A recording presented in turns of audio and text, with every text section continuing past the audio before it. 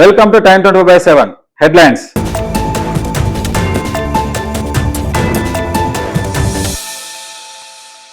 భారత్ చూపిన మద్దతు ఎప్పటికీ మరవలేం. ఇరాన్ కామెన్ అంత్యక్రియలకు హాజరైన భారత ప్రతినిధి బృందం. భారత్ కు కృతజ్ఞతలు తెలిపిన ఇరాన్. ఇరు దేశాల బంధాన్ని కొనియాడిన ఇరాన్ భారత మద్దతును మరబోవని వ్యాఖ్య.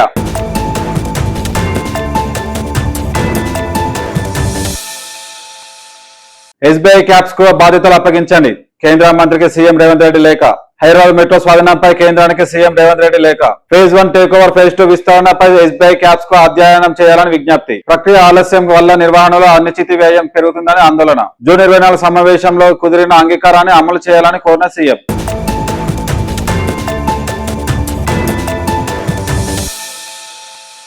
వారం రోజుల పాటు ప్రాజెక్టును కేసీఆర్ కు అప్పగించండి.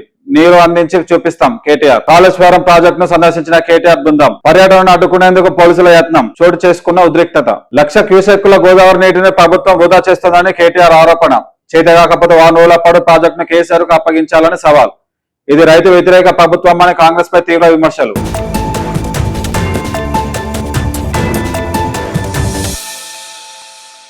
పాకిస్తాన్ కు వ్యతిరేకంగా పీఓకేలో ప్రజా ఉద్యమం. రోడ్లపైకి వేలాది మంది. కాల్పుల్లో ఒకరు మృతి. పాక్ ఆక్రమిత కాశ్మీర్ వ్యాప్తంగా ప్రజా తిరుగుబాటు నిరసనలపై పోలీసుల కాల్పులు. 600 మందికి పైగా నిరసనకారుల అరెస్టు. ఇంటర్నెట్ కమ్యూనికేషన్ సర్వీసులు బంద్. కృత్రిమ ఆర్థిక దిగ్బంధంపై ఆగ్రహం.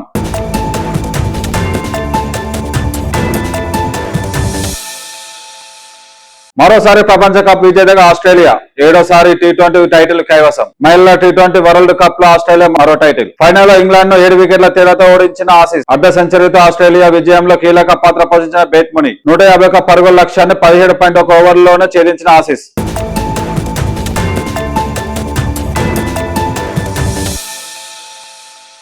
ఇదే నా చివరి ప్రపంచ కప్. క్రిస్టియానో రొనాల్డో కీలక ప్రకటన.